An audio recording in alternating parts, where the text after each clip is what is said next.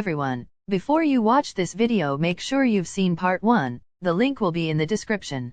This story is a really unique challenge for me. I've struggled quite a bit to make sure I'm happy with how it's progressing, and I hope you guys like what I've done too. Thanks for being here, on to the video. Dude, you totally just stole my kill. I literally sniped him. After I'd already done like all the damage. Why does it matter? You're on the same team. Because I need the XP? Dude, you're already a higher level than all of us, get over it. Come on, you know what he's like, his whole life is this game. It's just important to me. The group of guys were all hanging out at Kirishima's place, sprawled across the bed and chairs as they took turns playing split screen on Kiri's console. They usually played online, but it had been a while since they'd all met up for the weekend. Hey, so how's you guys' project going? Dude, can you not ask about school and shit while we're playing games? I'm trying to chill. I'm just curious why we were suddenly invited over. They've been busy working on it till now. Bakugo sighed and glanced to Kirishima, who avoided eye contact as he thought of the best way to answer. We're just taking a little break from it at the moment. Why? Did something happen? What happened to not wanting to talk about school, huh? Well, if there's drama involved, that'll make even Kami put down the controller. Nah, I can multitask. Well, it's not really my place to talk about it. Why not? We can tell them what happened. But I told Midoriya I had nothing against him or anything. If we start telling everyone, then it's about Midoriya? The librarian hit on him. So close to the soulmate ceremony. She must know that's a little. It was a guy. The room fell into silence. Bakugo watched his friends' gazes intently, gauging their expressions, their reactions to the information. He was curious how they'd feel about it. Well, shit, was he hot? Dude? The others all looked to Kaminari in shock as he blushed and tried to stutter out some sort of half-assed defense, but Katsuki only scowled. How he looks is irrelevant. He shouldn't have been flirting with Isuko. Like, could he not see us all right there? I don't think we should be talking about this. Nah, I wanna know their thoughts. Siro, what do you think about the librarian flirting with Isuko? Bakugo watched as his raven-haired friend instantly glanced over to Kirishima, gulping nervously before looking back to the blonde boy and blurting out frantically. Well, guys shouldn't flirt with other guys, right? Katsuki looked between the two boys on the bed, noticing how they were both uncomfortably tense, their eyes glancing to Kirishima, who had already given up on the topic and began scrolling through his phone. I don't want to talk about it. They're not being honest because Kiri is here. We all know how he feels about the ceremony. Of course they're awkward. But is that because they also don't believe in it so much? Just as he was trying to come up with a way to talk to his other friends privately, his phone vibrated and he looked down to see a new message from Siro. What do you think about it? His eyes flicked up to the boy with a frown, glancing to Kirishima nervously before inwardly cussing, and deciding that talking through secret little texts was somehow the best way to go about this. The guy pissed me off. But why? I didn't want Isuko to get in trouble, or any of us. Not because you were disgusted? Because he was flirting with a guy? No. We didn't want to report him for it. You wouldn't report a guy for hitting on another guy? No. Then I want to tell you something. Kami and I were a little more than just friends in middle school. The moment he read the message, Katsuki looked up in shock, feeling his cheeks flushing red as he looked between his two friends on the bed. But when he caught eyes with Kaminari, the blonde boy freaked out and rolled closer to Siro, peering at his phone. Dude? He panicked and hit Siro's arm instinctively, making Kirishima look back up from his phone with a frown. Why are you still fighting? I accidentally pushed him off the building. It was not an accident? You're so childish. He laughed and looked back to his phone, making the other three instantly relax a little, until Kami remembered why he was stressed to begin with. What do you even mean by that? Siro started typing, but Kaminari hit him again, frowning and shaking his head pleadingly. Stop being annoying, dude. He gave Kaminari a look, hoping to convey that he could trust him, and the boy merely huffed, rolling back over to keep playing the game and tossing Siro's controller to Kiri so he could keep explaining. We got curious when we were like 14. I guess Kami was more forward with it, but I would be lying if I said I wasn't already thinking about it inside. We started doing things in secret, like holding hands or even kissing a few times. But after a year or so of sneaking around, we realized we were just doing it for the thrill. We weren't feeling anything romantic for each other. So we stopped. But it did help me understand myself better. I realized I've only ever been interested in guys. Kami does like girls though, but I think he just likes both. Katsuki read the messages over and over, the new information about his friends, and the world in general, whirling around in his mind. Two of his closest friends for the past few years used to just casually kiss each other, breaking like the most major rule of their society. He felt himself starting to get overwhelmed, so to avoid causing a commotion he simply put his phone in his pocket and stood to leave the room, mumbling that he was just going to the bathroom. He locked himself in there and perched on the edge of Kirishima's bathtub, running a hand through his hair as his chest squeezed uncomfortably.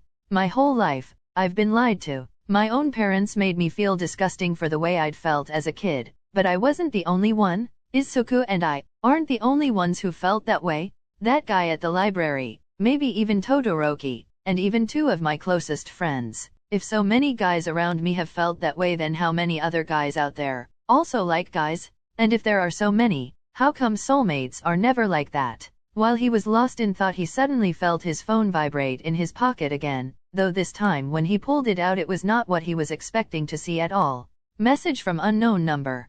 Hi Ka-chan, it's Izuku. Sorry to bother you, but Todoroki and I were going to read the diary together today. However, he had plans he didn't know about, so I was wondering if you'd be interested in reading it with me. It's totally okay if not. Bakugo read the text a few times and couldn't help but laugh. Why was he talking like it was a business proposition? Add new contact. Zoo. In chat with Zoo. Sup nerd. You're crazy if you think I'm about to work on the project right after we said we'd take a break. Oh, but it's not really for the project, since we can't exactly include information about a banished person's diary in our school thesis. I guess I am interested in what it says. It's a bad idea for us to meet up alone though. How come? You know why? We could call instead. I guess that would work. Give me like 15 minutes. Okie dokie. Bakugo put his phone away and finally left the bathroom, standing in the doorway of Kiri's room and putting on his best pitiful face. Sorry guys, I've gotta head home. Not feeling great. Damn, really? That sucks, man. Get better ASAP? He looked to the two boys on the bed and noticed the panicked look in Siro's eyes, suddenly realizing how bad this would look from his perspective. He just spilled his deepest secret and Katsuki was instantly escaping the house. So as he was leaving he made sure to shoot Siro a few more texts. I'm not leaving because of what you said. Trust me man, I get it. Thanks for telling me. I won't tell anyone else. Once he was home he was grateful to find a note from his mother to say his parents were out for dinner. Perfect timing. So he made his way up to his bedroom and flopped onto his bed, getting comfy before pulling up Izuku's contact. He hesitated a moment, suddenly getting nervous about the two of them talking without anyone else around, for the first time in about a decade. But he steeled his nerves by taking a deep breath, and pressed the call button. It barely rang twice before Izuku picked up. Hi Ka-chan? Yay, hey. Sorry again for bothering you. Todoroki's siblings planned a visit to see his mom without telling him, and I was just being impatient. I really wanted to read this but was kinda too scared to do it alone. Sorry I can't be there in person, but this is already stupid enough. I know, my mom's not home though, so we'll be alright Ka-chan. Bakugo put his phone on speaker and put it on the pillow beside him, humming softly before taking another deep breath to try and shake off the awkwardness. You already read the note in the front cover, right? Is that all? Oh, right, yeah, let me start reading. Bakugo sat and listened to Izuku's voice. He read the book so clearly, but the blonde boy struggled to take in any of the important information, because his mind was too focused on the way certain words were said. The way Izuku's voice enunciated different sentences, his emotions clear in the pitch and volume of each word spoken. I met someone today. His parents had kicked him out a few months back and he's been living in a tent. I stumbled upon him on my way to class and ended up getting so engrossed in conversation that I entirely missed first period. He's so interesting. He had so many stories to tell me and I was entranced the whole time. I think I'll go back to see him tomorrow. Maybe I'll make sandwiches so we can enjoy a picnic together. Two guys can have a harmless picnic in the park, right? Ka-chan, I think we're finally getting to the stuff that might have gotten this guy banished. He totally fell for this mysterious tent guy. Okay. The next day, Izuku continued reading until he reached the diary entry for a week later. Something bad happened. Ka-chan, it's starting. OMG. I feel invasive reading this. Keep going.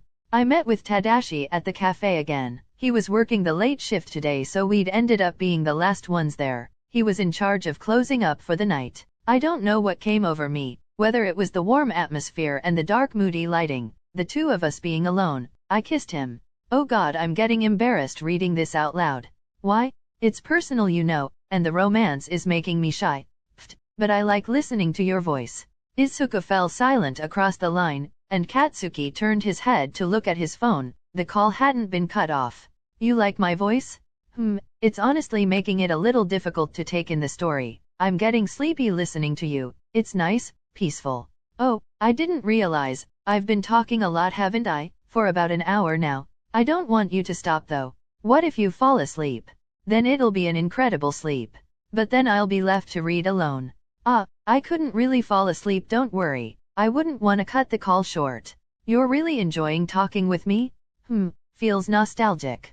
Yeah, I guess it started to feel so natural. I was really nervous at first. Bakugo heard some shuffling across the line and suddenly Izuku's voice was louder. He imagined they were both lying down, phones beside them as they got lost in this moment.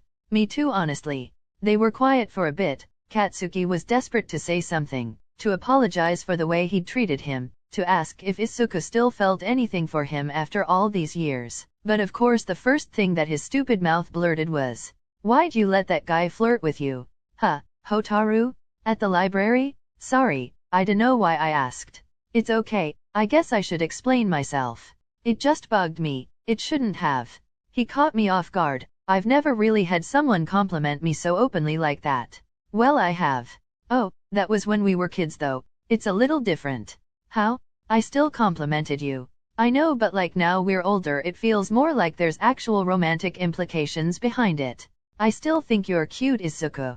The line went quiet again and Bakugo's frustrated pout slowly dropped into a look of shock, feeling his face heat up as he reached across to grab his phone. Shit, sorry, I dunno why I said that. What the hell is wrong with me? We shouldn't have called. Wait, Ka-chan, please don't freak out. It's okay. You don't have to be afraid of thinking that. I've always found you really attractive too. We can't do this, Sue. I got caught up in the moment. Nothing can happen between us, you know that. I'm sorry for letting this happen again. No, Ka-chan, please. Before Izuku could continue pleading, before he could change Bakugo's mind, the blonde boy ended the call and tossed his phone aside, burying his head in his hands as his heart raced with fear and anxiety. Why do we feel this way? Why do I want to be near him? It's like his voice was a drug that lowered all my inhibitions, all my fears of being banished. How could I let myself want him again? Bakugo huffed and laid back on the bed, staring up at his ceiling as frustrated tears threatened to leak from the corners of his eyes. He was so conflicted inside, torn between wishing he felt nothing at all, and wishing that he was allowed to love Izuku. Over the course of the next week Bakugo hadn't spoken to Izuku. The boy had messaged him a few times, but after getting no response he eventually stopped. Instead Izuku turned to Todoroki, and the two of them continued reading the diary together, learning all about what happened to the author of it and why he was banished. Just as they were nearing the end and realizing just how deep this situation went, how many people who led the soulmate ceremony were in on the lies and manipulation, Todoroki got a message from Kirishima to ask if they could keep working on the project. It's okay, Midoriya. He wouldn't have asked if he was uncomfortable around you. Kirishima-kun would do anything to finish this project, even be around someone who openly hated the most precious thing in our society.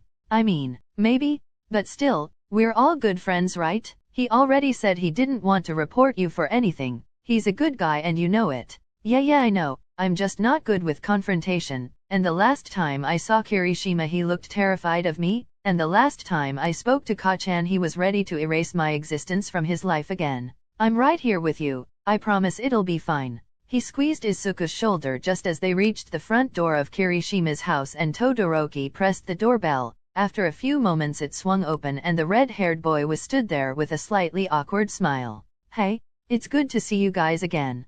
Likewise, hopefully we can get right back on track with this project. We only have a few weeks left now. Sorry again for before. I promise I'm doing better now. It's okay, we don't have to talk about it. No, I just wanted to explain that the guy at the library just caught me by surprise. Being complimented felt nice so I got confused, that's all. But I'm totally fine now. Right. It's okay, we should head inside. Izuku took a deep breath and glanced to Todoroki who only gave him a reassuring smile as they both followed Kirishima upstairs. Took you too long enough, the food's getting cold. You made food? Figured after a week of not doing shit with the project we'd need good vibes to start up again. I'm surprised you care about setting good vibes. He made katsudon, and Bakugo's a great cook, so come on, dig in. Katsudon?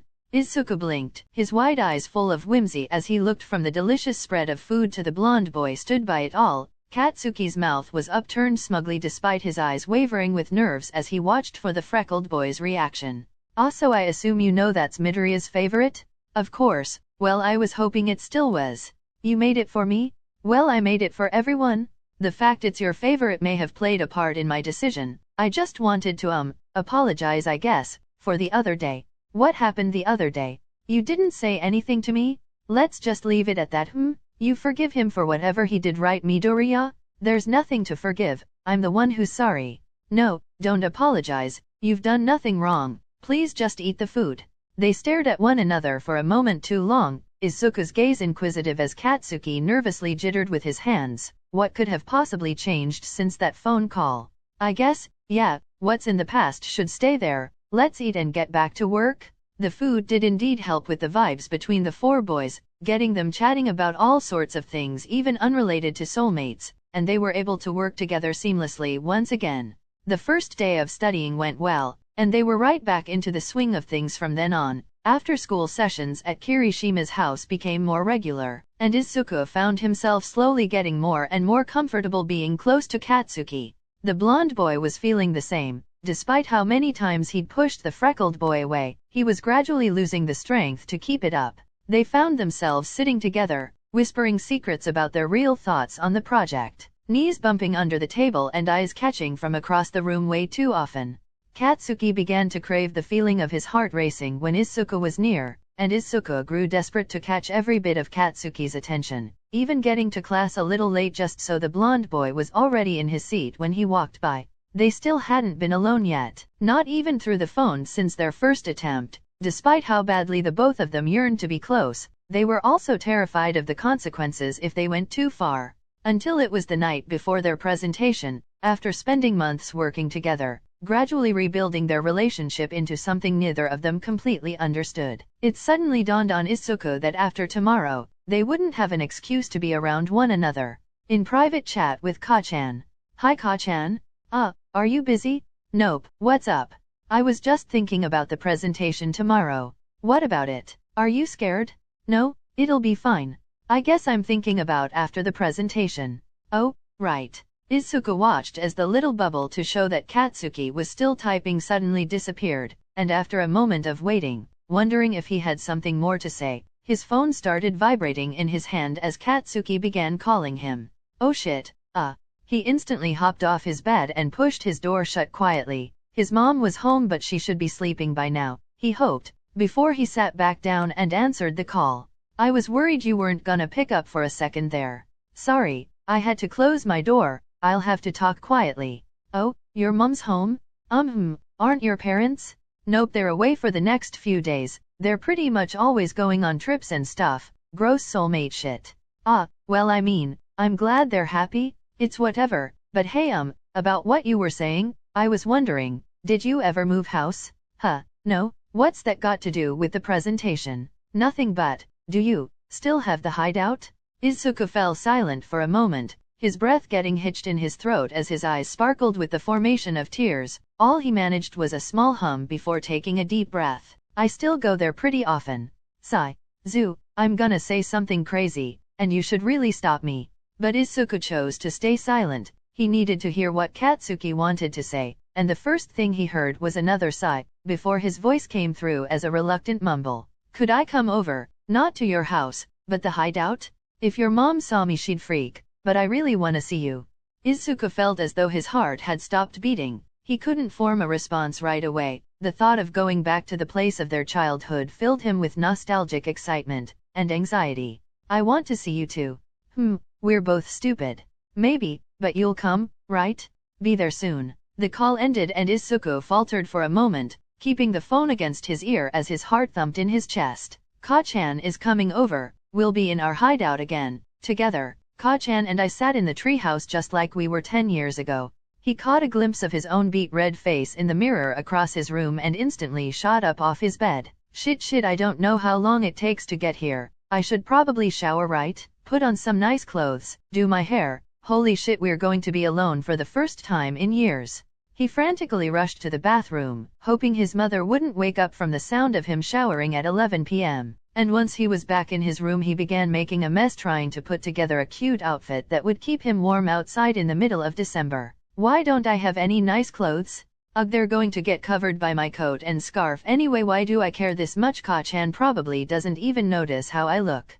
But he did say he thought I was cute. I've gotta at least make an effort to keep him thinking that way. In a huff, he gave up looking through his clothes and instead crept back into the bathroom and got his mother's makeup bag out of the cupboard under the sink. What the hell am I thinking? I just have to make sure I don't overdo it. He nervously chewed on his lips as he pulled out the blush, dusting a little on his nose and cheeks, before copying what he'd seen his mom do with her eyelashes, curling them with the scary contraption and smudging a dash of shimmery brown powder in the outer corner of his eyelids.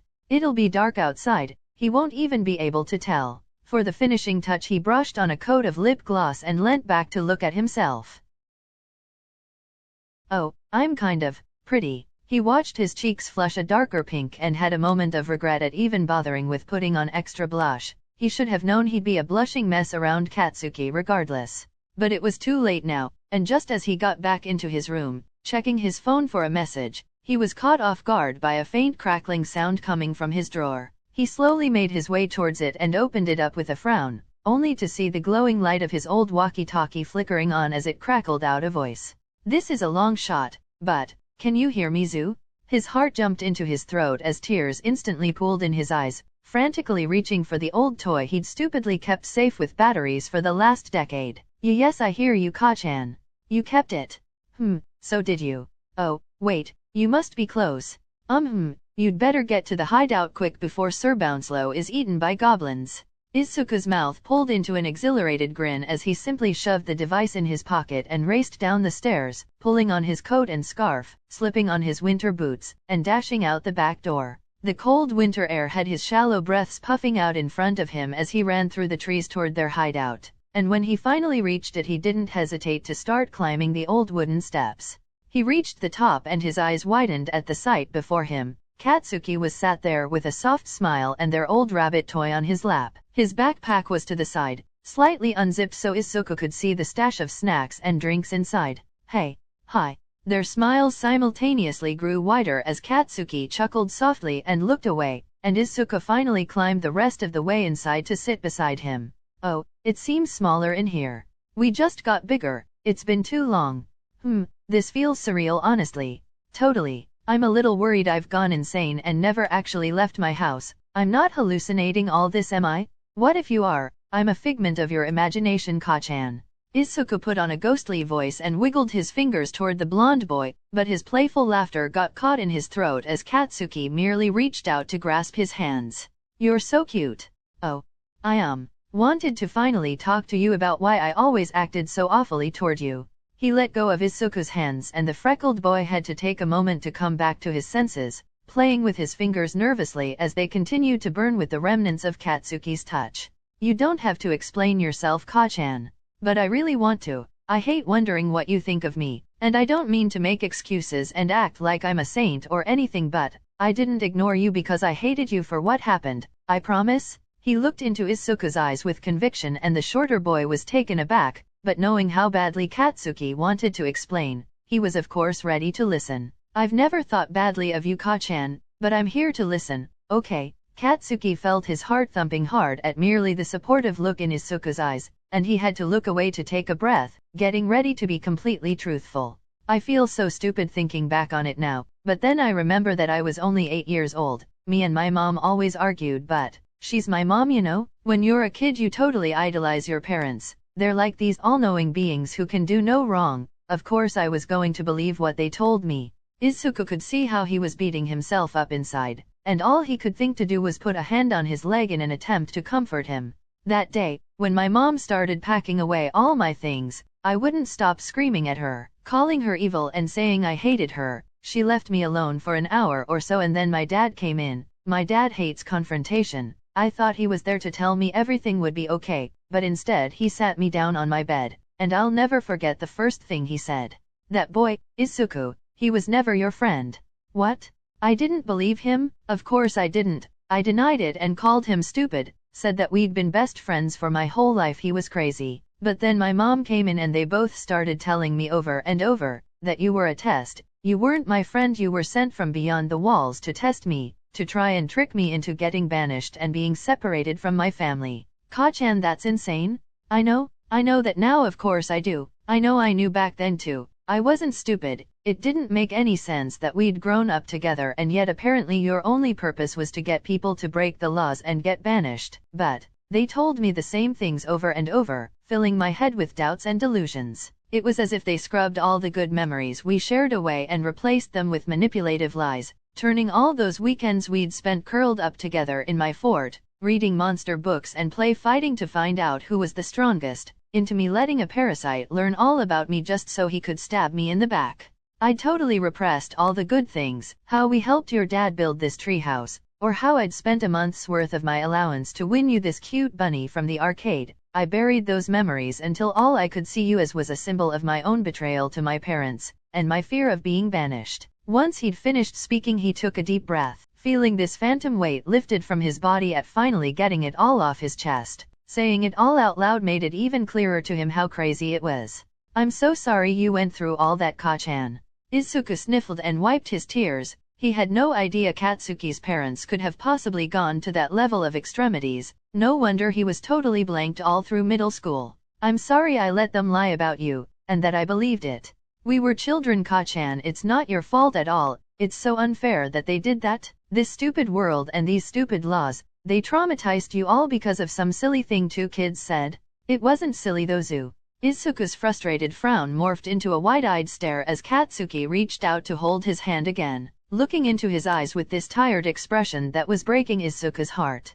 I mean, even without knowing all that, I never hated you. It's like there's something deeply rooted inside me that makes it impossible to hate you. I'll always forgive you, no matter what. All I've ever wanted is to be close to you again. Me too. They stared into one another's eyes, both of them sparkling with emotion until Katsuki got overwhelmed, feeling as though he were about to cry, so in a desperate attempt to hide his face all he could do was tug Izuku forward for a hug.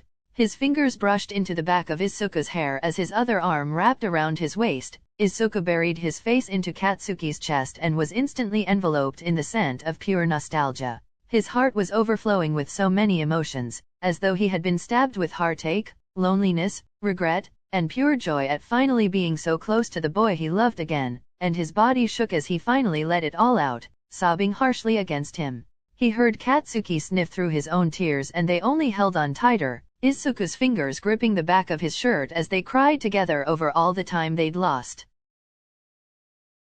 Katsuki didn't rush him. For once in their lives they felt no urgency, no fear. They were alone, away from any judgment, where they could simply be together, where Izuku could cling to him and cry until there were no more tears left.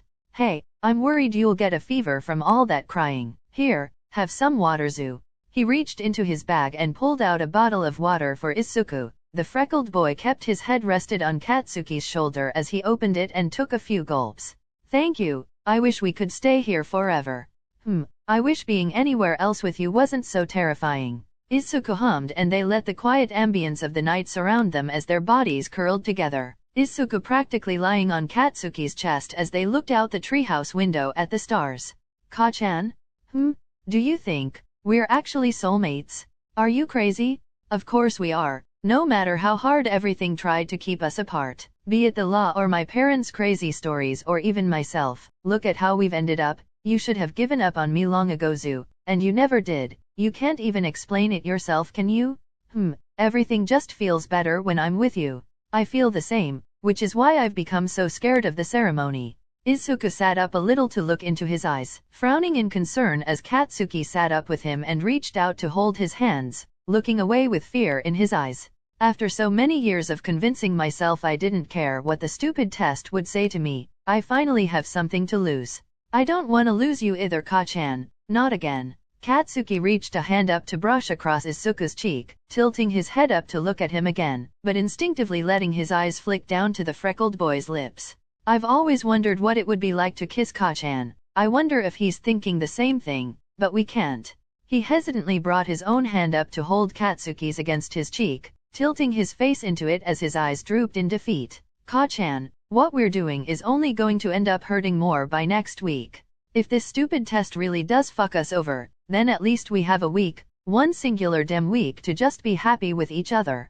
Izuku inhaled sharply and gripped Katsuki's hand a little tighter, feeling his lip wobbling as his brow furrowed and he desperately tried not to cry again. "I really want to kiss you, Zu, will you let me?" They looked at one another desperately, Izuku's heart racing as his mind went completely blank, and as if it were an instinct, he hummed with a frantic nod of his head. In a blur Katsuki was pulling him closer, Izuku's hands flying out to grasp at the front of his jacket as his eyes closed and their lips pressed together. He thought he had nothing left, but as his lips burned and his heart felt like it would burst, his tears trailed out the corners of his eyes again.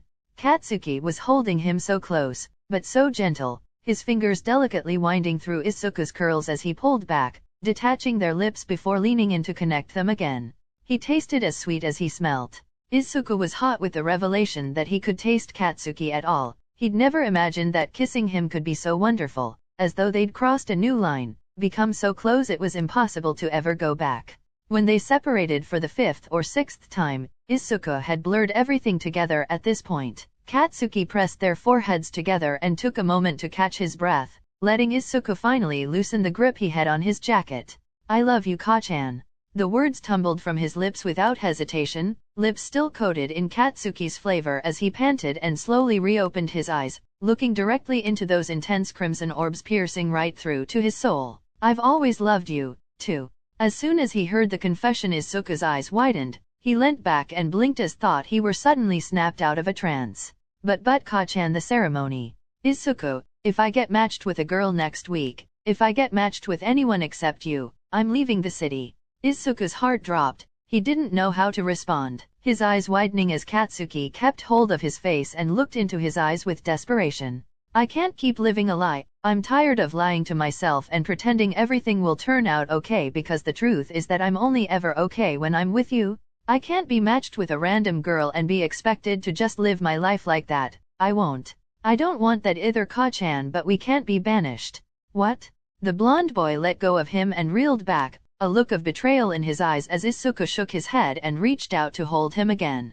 "You'd rather force yourself to be with a woman for the rest of your life in this shitty city, instead of being with me, who I know you want to be with, and just leaving this awful place behind?" "No, Ka-chan, of course not. I just can't let it keep happening. I can't let them keep lying to everyone." Katsuki's hurt frown shifted as he rolled his eyes and glared at Izuku incredulously.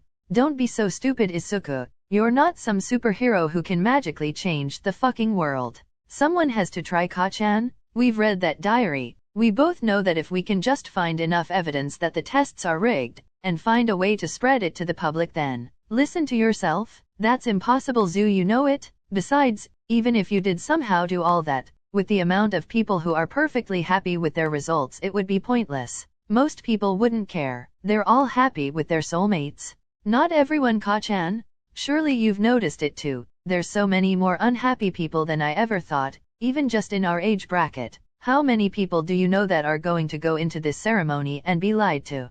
Katsuki faltered for a moment. Izuku was right and he knew it. Even he had been surprised to know of so many people just around them who were scared of the ceremony, who questioned the way the results had to be. "Izuku, if they capture you, you don't know what they'll do. They'll just banish me? Then at least I'll have left the city knowing I tried. What if they don't think that's enough? If they find out you had a diary from outside the city, why would they send you out there? You might be killed, Izuku. I can't risk that." "It's not up to you, Ka-chan. I love you, but I can't just run away when I know so many people are going to keep suffering." Izuku made his final stance, and Katsuki's face dropped. Izuku could tell, he was disappointed, hurt, upset, trying to pretend he was mad when really he was just scared. "I'll be leaving the city after the ceremony, whether you come with me or not," he mumbled dryly, before grabbing his bag and beginning to climb down from the treehouse, leaving Izuku to silently cry to himself.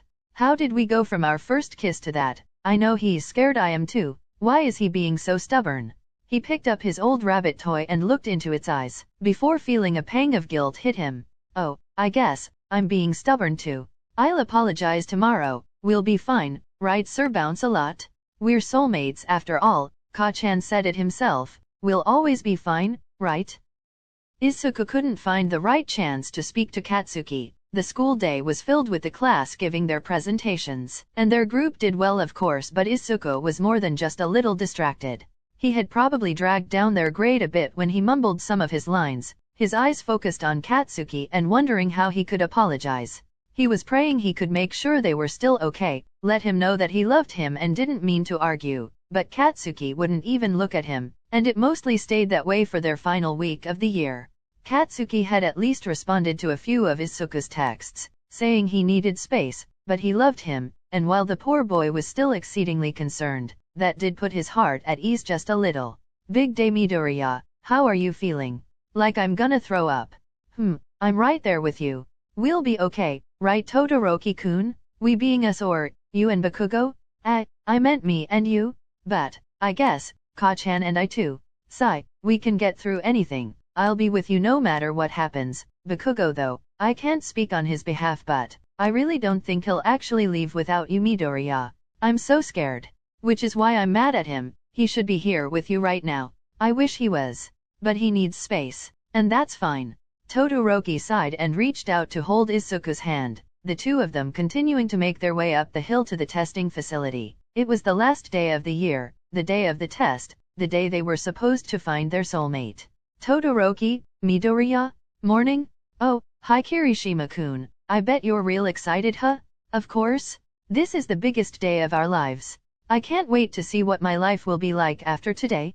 Hey, have you seen Bakugo? He wasn't answering my texts this morning, but you know what he's like. He'll probably be the last one up there with how unbothered he is by it. Right. Me on the other hand, I wanna be right up front. So see you guys later, good luck. He grinned and waved before running ahead, racing up the hill as fast as he could as the other two continued their hesitant walk. I wish I could just be like Kirishima-kun. I'm glad some people are happy, but it kinda makes it feel even worse for us huh? Have you thought any more about what you're hoping for? I'm not hoping for anything Midoriya. No, not with your results, but you will dream about your real soulmate. Have you had any thoughts? I'm not sure. If nothing else, at least the test might help you understand yourself better, right? Maybe. I'd rather not be too hopeful though. He sighed as they finally reached the summit and took a moment to gawk at the building looming over them, the front doors wide open and beckoning people in. Hey, like I said, no matter what happens I've got you okay? And you know it goes both ways. Izuku squeezed his hand gently and they both nodded, taking a final deep breath before heading inside, instantly getting hit with the flurry of chatter from all the other 18-year-olds.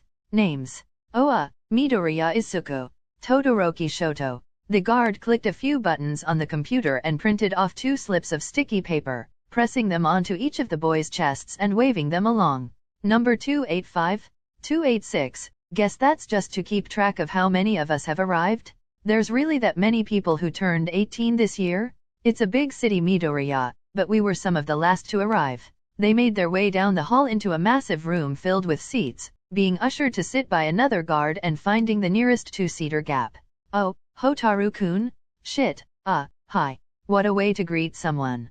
Sorry, last time I saw you I thought I'd impulsively ruined my life, so you know. But you didn't? And now you're here. How are you feeling? Honestly, terrified. We're in a similar boat. I don't mean to pry, and I promise I won't say anything, but do you also think your results will be wrong? Izuku whispered and the sweet librarian's eyes widened as he looked around the room in fear. Also, you think that? I mean, we'll be matched with a girl, right? Like all guys are? Well, we don't know that. The test wouldn't lie, right? I might be the first guy to not be. Hotaru-kun, plenty men before us have fallen in love with other men. You're not the first. The test is a lie. Midoriya, I don't think it's a good idea to dump all of that on someone right before. Hotaru Nakamura. Fuck, what am I supposed to do now? I'm sorry, just do the test normally. We can talk after. Hotaru stood from his seat and nervously followed the guard to his testing room, leaving Izuku to reach out for Todoroki's hand again in fear. I messed up Todoroki-kun. I shouldn't have said anything, all I did was scare him even more. You're just trying to help people see the truth Midoriya. It's not your fault, it's this place, and these people. Do you think they all know? The guards? Maybe, But I can't imagine this many people could be in on a lie as big as this for decades, centuries even. True, I really wish I could see Ka-chan before my test. Bakugo Katsuki. Izuku gasped and looked around the room as he heard the boy's name be called, and he saw him, frown plastered to his face and fists clenched as he followed after the guard. Ka-chan? His head whipped round in Izuku's direction, and the moment they made eye contact his angry expression fell, his eyes widened and Izuku could see the terror within them. Everything will be okay. He tried his best to smile, hoping Bakugo wouldn't pick up on his own fear, but as the blonde boy looked down to the floor, barely managing a hesitant nod before hurrying away, Izuku could only slump back into his seat and avoid all the prying stares he was getting from everyone around him. He'll be fine, Midoriya, and so will you. Midoriya. Izuku. Oh god, Todoroki, I don't want to do it. You have to. Come on, don't panic now, you know you'll be alright. Do we have a problem here? No, he's coming. Sorry, I'm right behind you. Izuku took a deep breath and started the dreaded walk toward his testing room, and once he stepped inside it was a lot different than he was expecting. Hi, Midoriya. Izuku, number 285, please take a seat. In that creepy chair? It's not intended to be creepy. You'll sit and I'll ask you a few questions. Then you will be injected with the serum and your test will begin. Please take a seat. Izuku gulped thickly as he stepped closer to the mechanized chair, but he knew there was no getting out of this, so he did as he was asked. Thank you. Now, are you prone to dizziness and or losing consciousness? No? Do you have a history of blood-related illness in your family? I don't think so. Do you confirm that you are taking this test willingly? What do you mean by that? Nobody is forcing you to take this test. But we all have to, don't we? The woman faltered for a moment as she stared into Izuku's eyes, as though she had never received an answer that wasn't an instant agreement. You don't want to take the test? Well, I mean, it's not that I don't want to. I guess I'm just not sure I'll like the outcome. He nervously admitted with a racing heart, and the woman frowned, looking away to type on her computer before sighing. Your test will begin now, please relax. Wait, what? Before he could finish his sentence he felt a sharp pain in the back of his neck, and everything went dark. Hello? Where am I? Heizu, stop spacing out, you'll get eaten by the goblin? Ka-chan, where are you? Right here, dummy? Izuku's eyes fluttered open to see his childhood friend grinning down at him, holding a hand out for him to take, and when he reached out he noticed how tiny his own hand suddenly was. Did I go back in time?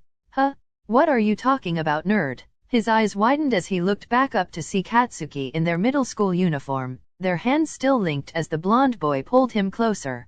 You're so pretty. I am? You've always been pretty. He used their entwined hands to spin Izuku gracefully, and by the simple turn of his head Katsuki was grown into the boy he knew now. Ka-chan, are you okay? Of course I am, I'm with you. He charmed and Izuku couldn't help but laugh, both of them laughing together, holding one another as they span, feeling happier than ever before.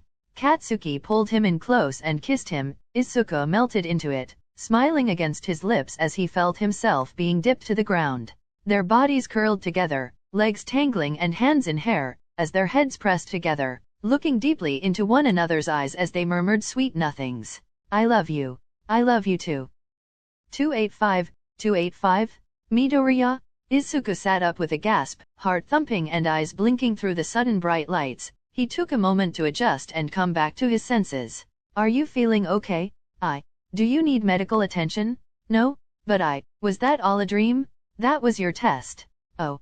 His body visibly slouched in disappointment, before reality sank in and he sat up straight again in panic. Wait, you won't report me, will you? I'm supposed to. I've never had a defect before. What? A defect? Your soulmate is a boy. It's not supposed to be. We'll have to fix you. Wait, no please, you can't. I don't feel like it. She sighed and ran a hand through her hair, typing on her computer as Izuku sat there dumbfounded. Your result will be different in the ceremony, but you can leave now. You're going to change it? I have to. I'm sorry. She gave him one last empathetic glance before the door opened and a guard entered to usher him out. Izuku had so many more questions, but he had to accept reality and leave. As he was lost in thought being led to the ceremony room, he was taken aback as the guard he was following suddenly pulled him down a side hall and put a finger to his lips to shush him. I know your soulmate is a guy. What? No, it's not. Listen to me. It's not fair that you can't be with him. The way this fucked up place works has never been fair, and I'm sick of it. You're against it too? All the testers in this building, like that lady who just changed your results, they all live these lavish lifestyles. They don't have to pay for shit, just flash their company card and get whatever the hell they want. Did you know they all live in this building? You ever wondered why it's so damn tall? Each floor is filled with luxury apartments they live in for free. Meanwhile us guards come and work every year and don't get shit. We aren't supposed to know about the results at all. Why are you telling me all this? Because this year will be different. I'm going to help you put an end to this. That's why Sarah, your test supervisor, showed me your results. We have to stop all the injustice. They heard footsteps coming their way and Izuku instantly panicked, looking into the guard's eyes with frightened confusion. What am I supposed to do? Nothing now. We can't do anything until after the ceremony. Find me later? He finished quickly before dragging Izuku away from the wall and back out into the main corridor, nonchalantly heading toward the ceremony room as other guards patrolled up and down. Wait outside the facility later tonight, he mumbled as they entered the large atrium where everyone was waiting in rows of seating facing the main stage, and then the guard was gone, and Izuku was left dazed as his eyes searched for anyone he knew.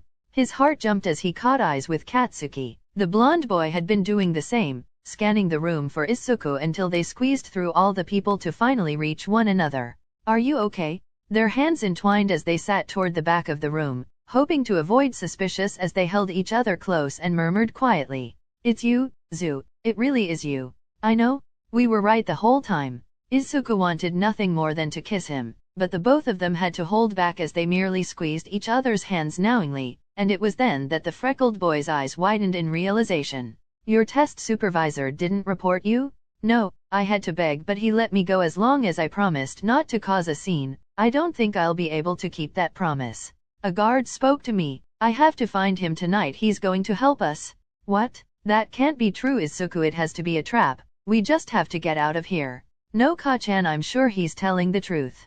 Izuku had to cut himself off as suddenly the lights in the room dimmed and everyone became quiet. Soft music began playing as a slightly older woman stepped onto the stage. Please trust me, Ka-chan, was all he could whisper as the blonde boy continued feeling conflicted, but the both of them turned to listen, their hands still clasped firmly together. The woman stood in the center of the grand stage, her smile serene and measured, her eyes scanning the sea of eager young faces before her. The moment they'd all been waiting for had arrived. Ladies and gentlemen, today is a day of new beginnings, of sacred bonds that will shape your futures. Today you will be matched with your soulmate, the one destined to walk beside you through life's trials and triumphs. You are fortunate to live in a time where the chaos of the old world has been swept away, where we have crafted a system so perfect, so balanced, that your path is no longer left to chance. The soulmate test was designed to give you the gift of certainty. Some of you may have doubts. The system has been misunderstood and challenged by those who want to disrupt the peace we have fought so hard to create. But remember this, what you are about to experience is not just a match, it's a blessing. So trust in it, trust in the test, trust that it will provide you everything you need, and be grateful. Repeat after me. We thank the founders for creating the test and granting us certainty, security, and happiness. Izuku was frozen, his mouth unable to move as he merely held on tight to the boy beside him. The both of them were silent as the room echoed with the repeated phrase, and Izuku had never felt such dread. His mind was hazed and fuzzy, so much so that he completely blanked the rest of the talking until people's names were already being read and called up to the front to be matched. Kirishima Eijiro and Ashido Mina. He felt Bakugo squeeze his hand tighter as they watched their friend joyously skip down to the stage. It was standard procedure to hold hands and go to sit with your soulmate after you'd been matched. But Kiri was so excited he tugged her right in for a hug the moment they met on stage. I knew it. We both did. The audience cooed as the two of them sat back down together, and Izuku was happy for them. He was happy to see at least some of this fucked up process was still real. Todoroki Shoto and Yoyoro Zumomo. The glimmer of happiness within him was instantly crushed. He hadn't even managed to see Todoroki after his test, and watching his best friend hesitantly make his way down the steps to the stage brought a deep pain to his heart. The two of them nervously linked hands and sat together, and it was only then that Izuku made another connection. If Todoroki-kun's soulmate was never a girl, and they just matched him with Yomomo, then was her soulmate never supposed to be a guy either? That must be how they do it. Hotaru Nakamura and Yui Amari. Poor Hotaru was trembling as he made his way down the steps, and seeing how frightened and confused he was only sent Izuku's nerves skyrocketing. But just as he turned to look at Katsuki in fear, ready to whisper that he couldn't do this, Bakugo Katsuki and Sarah Harino. His heart dropped into his stomach and he watched as Katsuki's eyes widened, felt the way he gripped onto Izuku's hand like a vice, and he wouldn't move. Even as the girl neither of them had ever seen before made her way down to the stage, Katsuki couldn't stand up, he couldn't let go. "Ka-chan, you have to go down there." "No. It'll be okay, Ka-chan, please, I don't want you to get in trouble." "Bakugo Katsuki? Is there a problem? Where is he?" "Number 143, please come down to the stage. This test is bullshit." The audience erupted in gasps and people began to mutter as Katsuki stood and took a stance. Meanwhile Izuku's heart was thumping in his chest as his eyes flicked toward all the guards around the room and how they were already marching toward him. Now I'm sure this is a misunderstanding. You're lying to these people? She's not my soulmate, the results are lies. Ka-chan, no? The girl on the stage burst into tears as the guards reached Bakugo and grabbed him. Izuku wanted to yell in defense, but he knew getting both of them taken away wouldn't accomplish anything, and Katsuki wasn't calling his name for the same reason. So all he could do was sit and watch as his real soulmate was dragged away kicking and screaming. He wanted to block his ears, cover his eyes and pretend he was back in the treehouse with Ka-chan by his side. He wanted to scream at him for not just going along with it. He had a plan. He could fix this. Why couldn't Ka-chan just go along with the ceremony till it was over? Their eyes met as he was being hauled down the steps, and he was crying. He couldn't go along with it. He couldn't walk down there and keep pretending. Izuku understood, and that was when he felt as though a fire had been lit within him. He was going to destroy this fucked up facility and nobody would be able to stop him. He would fight tooth and nail until everyone could be with their real soulmates. End of part 2. Y'all, I hate myself as much as you do right now, trust. I struggled so bad with how to end this part. Ask any of my friends and they'll tell you how I kept whining about it. I really tried my best, but it just had to end here because if it didn't then this video would be so much longer than it already is and then it would have ended up coming out next week and I promised I wouldn't do that. This video will of course have a part 3 and I promise I'll get it done fast. Definitely the usual 2-week schedule, nothing can stop me. So I hope you'll come back for that. Thanks for watching this video. I love y'all so much. Please let me know your thoughts on the story in the comments below. Bye!